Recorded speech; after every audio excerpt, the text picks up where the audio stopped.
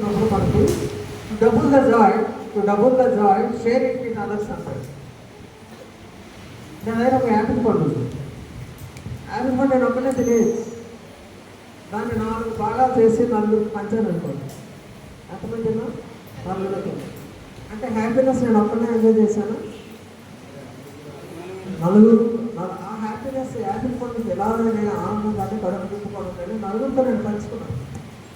Okay, to share the happy to double the happiness, share it with others అని. ఆనందాన్ని నిర్మించడం చేయాలి అంటే దాన్ని డబుల్ ఉన్నదానికన్నా మీరు డబుల్ చేస్తారా, ట్రిపుల్ చేస్తారా, క్వాడ్రబుల్ చేస్తారా వేసుకోం.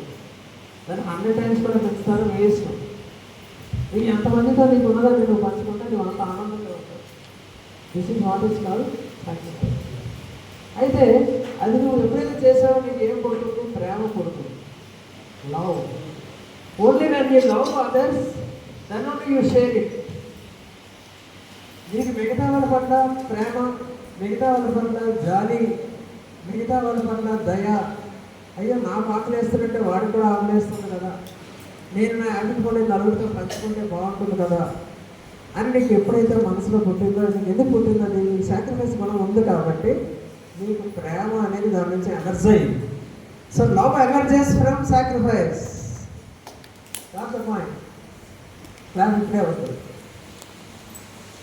Love emerges from sacrifice. Love అనేటటువంటిది, ప్రేమ అనేటటువంటిది మన త్యాగం అనే గుణం నుంచి అది పుట్టినటువంటి ఒక అంశం. ఓకే, ఇంకోటి ఉంది. ఏంటది? ఎప్పుడైతే నీకు లవ్ అనేది ఎమర్జ్ అయిందో, సాక్రిఫైస్ వచ్చి నీకు ఎవరి మీద కూడా యాంగర్ అనేది ఉండదు, కోపం అనేది ఉండదు. సో నో కోపం, నో.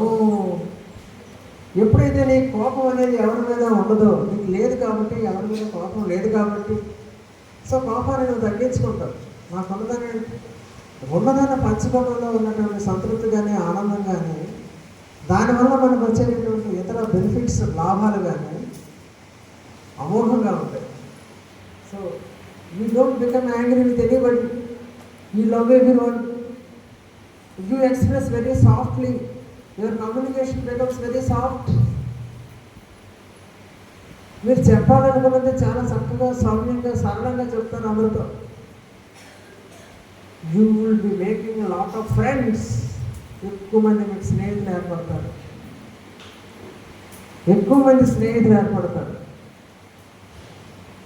సో మీకు సాక్రిఫైస్ నుంచి లవ్ అనేది, లవ్ ఉంటేనే సాక్రిఫైస్ ఉంటుంది. First of all if you have that loving attitude మీకు ఉంటేనే సాక్రిఫైస్ ఉంటుంది. సాక్రిఫైస్ ఉంటేనే లవ్ అనేది బతుకుతుంది. సో ఈ రెండు చాలా ఇంపార్టెంట్ అండి. స్వామి, సత్య, శాంతి, ప్రేమ, ఇవన్నీ కూడా. ధర్మాన్ని నువ్వు ఎప్పుడు ఆచరిస్తావంటే, ధర్మం అంటే ఏ ధర్మం? నీవు అక్కడే తినేయడం ధర్మం కాదు.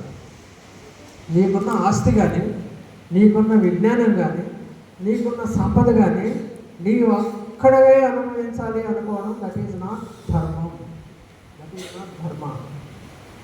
ధర్మం అనేది ఎక్కడ ఉందంటే, when you share it with others.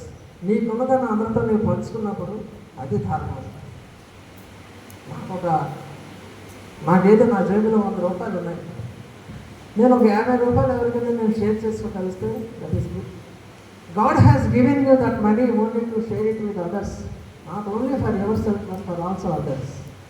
నీ ఒక్కడి కోసమే కాదు ఈ సృష్టి అంతా ఉన్నటువంటి. ఈ సృష్టిలో ఉన్న మిగతా ప్రాణులు అన్నిటి కోసం ఈ సృష్టి జరిగింది. ఈ క్రియేషన్ అంతా కూడా ఆ విధంగా ఉంది కాబట్టి, నువ్వు అందులో భాగం కాబట్టి, యూ డూ యువర్ ధర్మ. That is what is called ధర్మ. వీటన్నిటికీ మూలం ఏంటంటే సాక్రిఫైస్. అంతా నాకే కావాలి, నా దగ్గరే ఉండిపోవాలి, ఈ డబ్బులన్నీ నాకే కావాలి, ధనం అంతా నాకే కావాలి, నాకే బిల్డింగ్లు ఉండాలి.